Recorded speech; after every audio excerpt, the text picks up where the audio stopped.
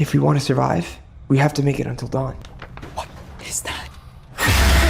What's going on, guys? I am Joe Deckelmeyer with ScreenRant. We are at WonderCon 2025 in beautiful Anaheim, California. How you guys doing? Doing well. How about yourself? I'm doing fantastic. I'm with the cast and the creators of Until Dawn. How you guys doing? Doing great, man. How about yourself? I'm doing fantastic. Look, first of all, in 2015, this game took the world by storm. I loved it because of its immersion, its choose-your-own-adventure aspect. David, Gary, for you guys, what was the biggest creative challenge adapting this video game into a cinematic experience? Well, I think the biggest challenge is already a cinematic experience when you're playing the game. So it's how can you give the people the same thrills and push the same story forward, but give them something different at the same time. So that was really, I think, the first challenge that we kind of tackled when writing the script. And that's what I found so brilliant about it, that they didn't just like take the game and like try to condense it down into 2 hours and make something that would probably not feel as good as the game. Sure. Yeah. But it still sort of expanded about it and captured sort of the spirit of the game in that, the great thing about the game is that you can play it over and over again and you can get different outcomes and see different kills and different deaths. And how do you do that in a movie? Well, they had this mechanic of, every time they die, the night starts over, but it's like a new horror genre every time. And I was like, that sounds awesome. It's brilliant, right? Yeah. Sounds absolutely incredible. Now, for you guys, the cast, in 2015, this game came out. How familiar were you with Until Dawn? And did you guys either, play the game to get insight into your characters, or did you want to stay away from it to come at this approach with something fresh and new? We spent a few nights in my apartment in Budapest playing the game together. Yes. And passing the chucks back and forth. We didn't have enough time, certainly, to finish the game each. But we all played together. It's one thing watching. It's very scary. We did it with the lights off, the whole deal. But it's another thing playing it. When you get the vibrations and you're on the clock, like it'll get your heart racing. Yeah. And basically that's what we experienced the whole time filming it anyway. So it was good practice. Yeah. Listen, I've been playing some of these video games in VR now, especially these horror ones. The most terrifying experience. That sounds like fun. No, it's not for me. VR. It scares me. It's terrifying. Any VR, even yeah, the scenery ones. All right. Let's move on. Speaking of moving on, I want to talk about your character real quick, Ella, because your character is the emotional anchor of the film. Clover goes through some dramatic and pretty extreme physical changes and emotional changes in the film. What was the most difficult scene for you guys to shoot during your time in Budapest? What was Every scene for you? You know what? It was the most difficult scene. I mean, I guess physically and the scene that was most physically difficult was different than the scene that was most emotionally difficult. I would say the scene that was most emotionally difficult was, I guess I can't do too many spoilers, but I have a scene with Michael where I'm, very openly acknowledging my grief. And I cared about that scene being done correctly so much because, grief is at the center of Clover's story, and I really wanted it to be accurate to what she's feeling and hit the mark of what it feels like to grieve. And then physically, I would say the most challenging I know what you're going to say. was, we said this in another interview, so it feels okay to say it, but stop me if it's not. But there's a thing, and it's in the trailer actually. Oh, it's in the trailer. Right. I come out of the ground, okay. You're good. Oh my God, I'm so nervous. I'm like getting fired. We already shot it. Sorry. Is David's sweating back there? He's like, No, what I'm is not going looking on? at them. I don't. You dig yourself out of the ground. And I dig myself out of the ground, and because it was, they put real dirt essentially on top, and I'm screaming. So the amount of dirt that I consumed and that was in my mouth every Lots of time I called vitamin cut, I think I B12. puked a few times when I called cut, and it was just like I was like, yeah, this will be no big deal. I'm just gonna crawl out, and it was like globs of dirt just right in my. The dirt we were using was peat moss. Yeah. So it's peat moss what we were using. So it's like it's small. You've never met Pete? Yeah, good for you. We have. We know him intimately. It's like he's our best tiny and like it's everywhere, and once it's in your mouth, it's in your mouth for the rest of the day. I tried to warn you when we catch you. I said You you're did. going to be wet and dirty and screaming. You were right, and I was. You know what actually was the most difficult? The rain, I think, because it was. Oh, that was so fun. All right. Sorry. Sorry, that was like a crazy spectacle though. Like I'm not gonna lie, like the actual rain wall was it's never been done before, and it's like it was such a spectacle to like see it actually happening, and like obviously we were soaking wet, it's and cool like as and hell. we were freezing, but it was really cool, and I think Yeah. it translates on screen. Yeah, no, it was. I was like. All these things, luckily, I didn't know it was gonna happen. Like, I didn't know how difficult it would be going in, thank God. Because, like, oh, it's just water.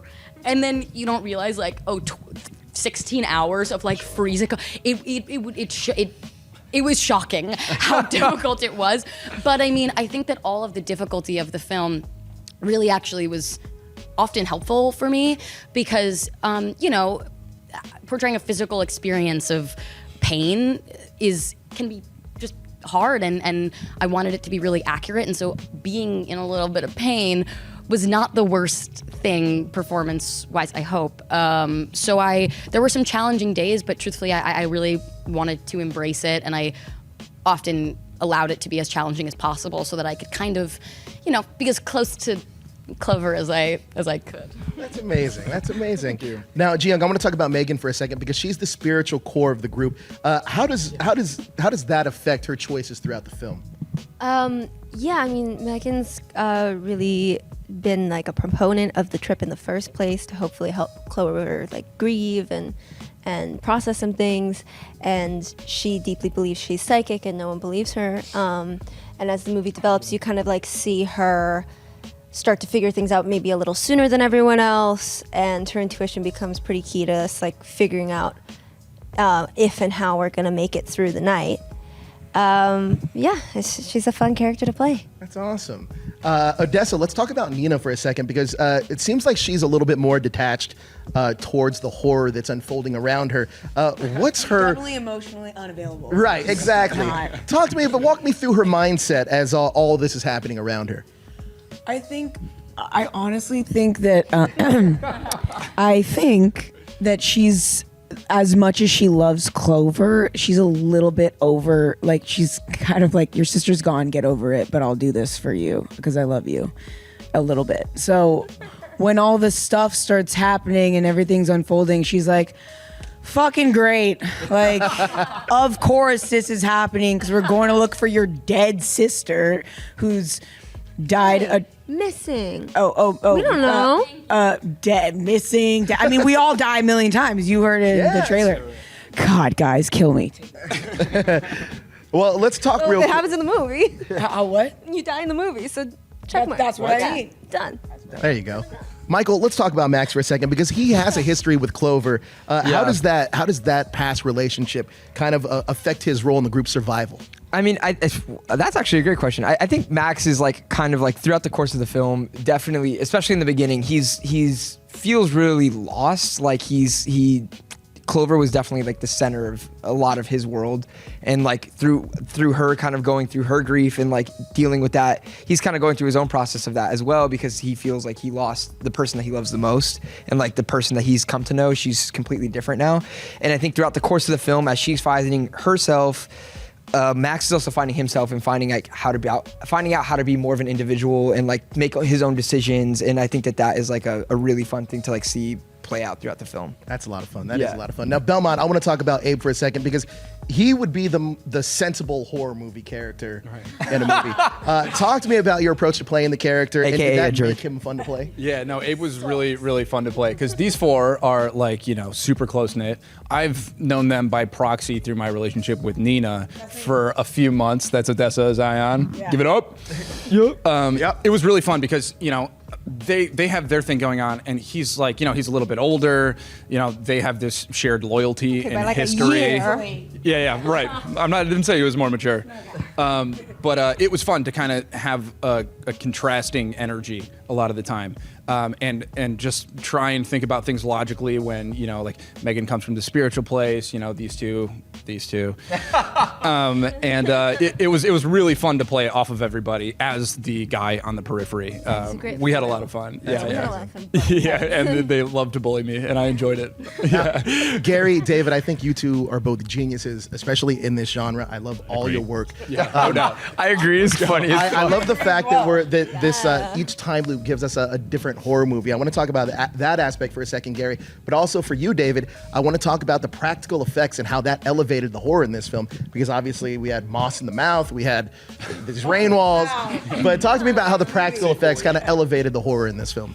I mean, it's been a dream of mine. Because even with the previous movies I've done, like Lights Out and Annabelle Creation, they're very supernatural and they're like, but I've always wanted to do, go full on and have like monsters and practical effects and gore and all these things. And I finally got to do it in this movie and like go all out, and yeah, I mean, it works great because for the cast, it's all real, and it is difficult, yes, but but yeah, it pays off and it really works. And I think, it's so like I don't hate CGI in any way, but this has been a dream of mine, and I think there's something in horror movies in particular that you want to really feel it and see it, and I also, just to piggyback off of David, like I do feel like there was so many times, especially with the Wendigos, where it's like I was really scared. Like because they were so good and like they were amazing. 100%. Yeah, and like it really lent to like also help our performances as well. And I think like seeing the amazing costumes, seeing the amazing like practical effects, like the worm in the face, like it took a lot more effort, but like because of that, the effort shows on screen, and I think it really came across. Listen, I get the vibes of Cabin in the Woods and A Happy Death Day, and those are two of my favorites. So I can't wait for fans to see this movie. I mean, it looks so much fun. Thank you guys so much for stopping by. Thank you, dude. Thank you so much. Thank you. So the night is just gonna repeat itself. I don't remember that happening last time.